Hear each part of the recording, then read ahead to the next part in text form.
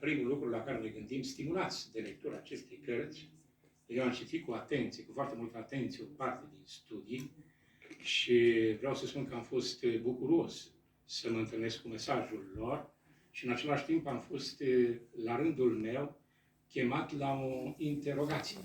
De ce? De ce este victimizată femeia? Și sigur că abordarea pe care ne propun autorii aici este precumpănitor una sociologică, este juridică, este economică. Am întâlnit modelele de pildă de evaluare a costurilor, activității acesteia legate de întâmpinarea fenomenului și, bineînțeles, de abordarea lui, de gestionarea lui. Este o chestiune interesantă, o ramură specială a economiei, care probabil se va dezvolta, se va adânci. Sunt aici, bineînțeles, studii care, într-un fel, la rândul lor, deschid, adică ne cheamă la interogație. Nu propun negreșit răspunsuri, dar ne cheamă la interogație și această deschidere este, cred eu, lucrul cel mai important în carte. M-am întrebat, de pildă, dacă abordarea trebuie să plece de la victimizare. Părerea mea este că acest tip de abordare este limitat. Ea trebuie să plece de la ce cred eu că este pre-victimizare. Dacă vrem să facem prevenție, trebuie să vedem fenomenul, cum s-ar spune, în amonte. Adică ce se întâmplă, de ce se ajunge la victimizare, cum e cu putință așa ceva. Și aș vrea să spun că din acest punct de vedere, cartea, volumul acesta, are și o altă calitate. Și anume, într-un fel, ne vindecă de nepricepere. Spunea într-o predică a sa, Patriarhul României, referindu-se la pericopa evanghelică a săptămânii în care stăm, vindecarea de un duh mut și surd. Și spunea, de duhul mut și surd nu poate fi scos, nu te poți vindeca prin cuvânt pur și simplu, ci prin puterea Duhului din tine. Adică trebuie să ne împuternicim. Familia, din punctul acesta de vedere, este desputernicită. Ea a desputernicit feminitatea. Și îndrăznesc acum, iertați-mi digresiunea, să mă gândesc că, de fapt, lucrurile încep foarte devreme. Încep chiar la începuturi. Atunci când, după cum bine știți, bărbatul, Adam, este cel care aruncă, descarcă responsabilitatea greșelii, păcatului, asupra femeii. Când îi spune lui Dumnezeu, nu eu, Doamne, femeia pe care mi-ai dat-o, aceasta mi-a dat să mănânc. Vedeți, acolo se întâmplă deja nu numai distanțarea de Dumnezeu. Este o distanțare gravă de femeie, de feminitate, pentru că la urma urmei Adam fusese inițiat. El știa ce se întâmplă. Deci, în momentul acesta, nu mai spun că aruncă vina așa asupra lui Dumnezeu. Femeia pe care tu ai creat-o, mi-ai dat-o. Adică femeia și Dumnezeu poartă vina. Deci, din punctul acesta de vedere, după cum spuneam, este clar că se întâmplă ceva în societățile moderne care desputernicesc familia și, bineînțeles, că desubstanțializează relația bărbatului cu femeia. Aici începe criza, după opinia mea, și din această cauză se ajunge la această cumplită formă a victimizării, care este în principal, vedeți, nu bărbatul, foarte puțin bărbați, statistica arată, care sunt victimizați, mai ales în familie. Marea majoritate sunt femeile și pruncii. Și aici aș vrea să spun că lucrarea deschide, când se referă de pildă la acea formă de violență care este numită aici întreruperea sarcinii. Dar noi știm, din 58 și până acum, avem 20 de milioane de prunci uciși în pântece.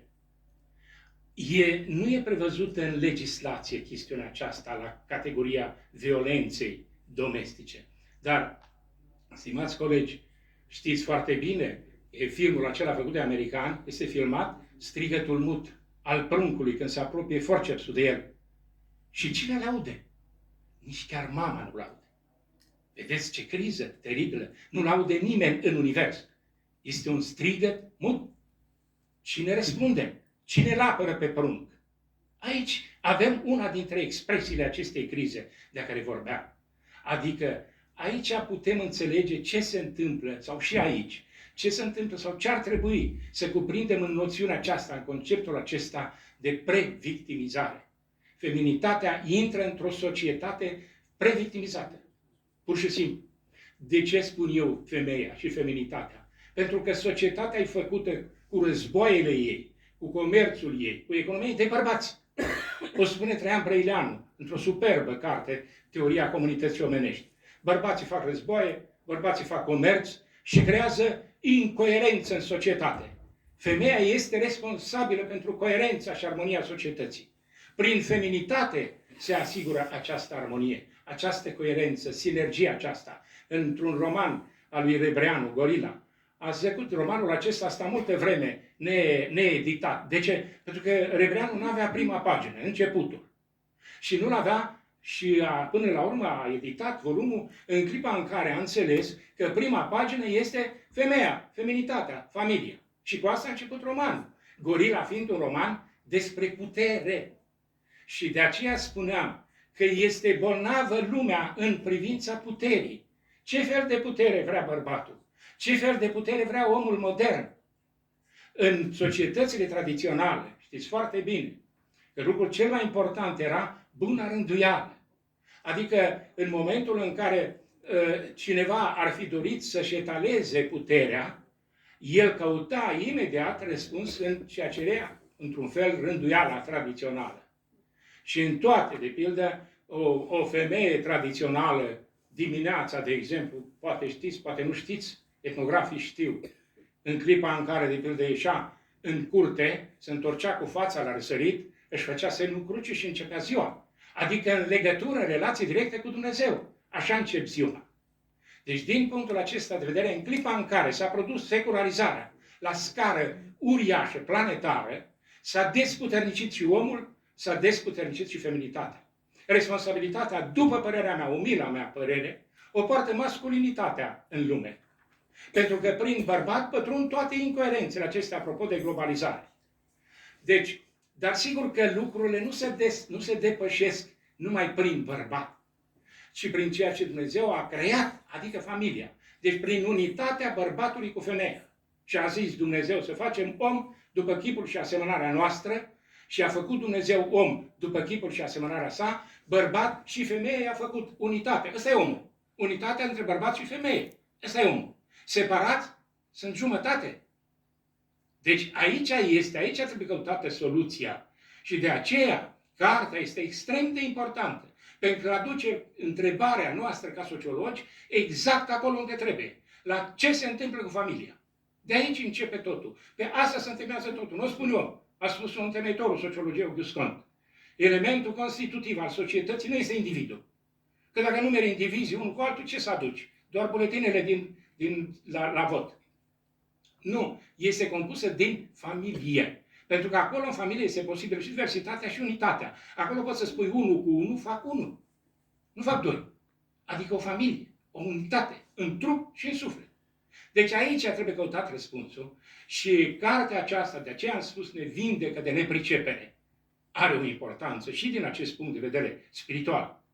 Că ne îndrumă, ne sugerează să căutăm exact acolo unde este cauza.